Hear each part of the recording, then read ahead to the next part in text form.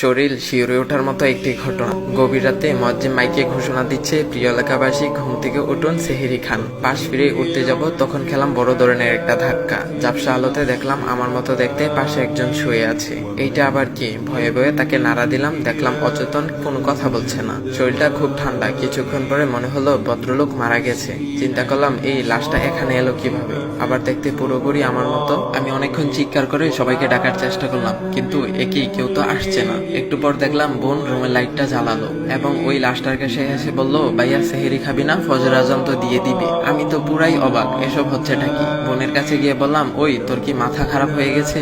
লাশটা রুমে আসলো কিভাবে? এটা কার লাশ? দেখলাম সে আমার কোনো কথাই শুনছে না। সে লাশটা ধরে অবাক হলো এবং চিৎকার করে উঠলো। মুহূর্তেই পাশের রুম থেকে আব্বু আম্মু আসলো। আম্মু ধপ করে খাটের পাশে বসে লাশটাকে ধরে ঝাঁকাতে লাগলো এবং চিৎকার করে বলতে লাগলো, বাবা কি হয়েছে তোর? কথা বলছিস না কেন? কথা বল বাবা, কথা বল। আম্মুর চিৎকারের আওয়াজে চাচা চাচি, ভাই ভাবি, কাজিনের সবাই এসে জড়ো হলো। লাশটা দেখে সবাই ইন্নালিল্লাহ পড়তে লাগলো। আশেপাশে কান্নার রোল পড়ে গেছে। মুয়াজ্জিন যখন আমার বাবার নাম নিয়ে বলল, অমুকের ছেলে অমুক ইন্তেকাল করেছে, তখন আমি একটা হাই লেভেলের শক খেলাম। সবাই আমাকে বাদ দিয়ে লাশটা নিয়ে ব্যস্ত হয়ে পড়লো। কাউকে বোঝাতে পারলাম না যে আমি বেঁচে আছি।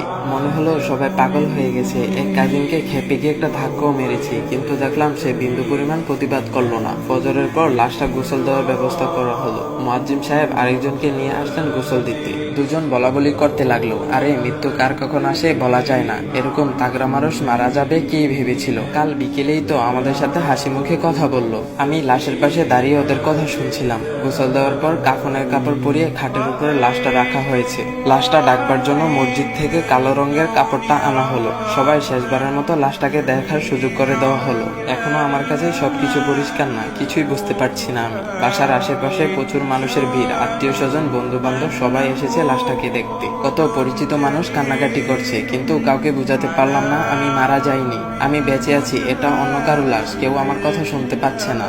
জোহরের পর জানাজার আয়োজন হয়ে গেছে। লাশটা নিয়ে যাওয়ার মুহূর্তে আম্মু আর বোনের লাশ ধরে সে কি কান্না!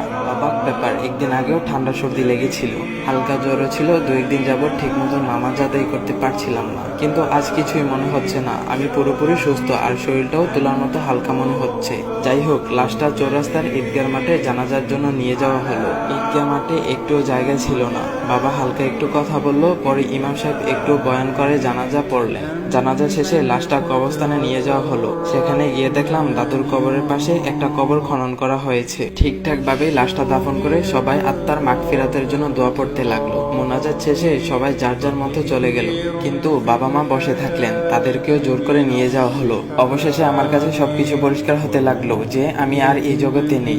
যদি আরেকটা বার সুযোগ পেতাম তাহলে কত যে আমল করতাম। সবসময় মসজিদ মাদ্রাসায় পড়ে থাকতাম, কিন্তু তা তো আর হবার নয়। একটু পরে দেখি আমি ওই কবরে রাখা লাশটার মধ্যে চলে যাচ্ছি। চারিদিকে শুধু অন্ধকার, অনেক ভয় হচ্ছিল। একটু পরেই মুনকার নাকির আসবে, বিভিন্ন প্রশ্ন জিজ্ঞাসা করবে, না পারলে শুরু হবে কবরের আযাব। শুয়ে শুয়ে অন্ধকার ঘরে পুরো ঘটনাটি চিন্তা করলাম। এগুলো তো একদিন আমার সাথে হবে, একদিন তো আমিও মারা যাব।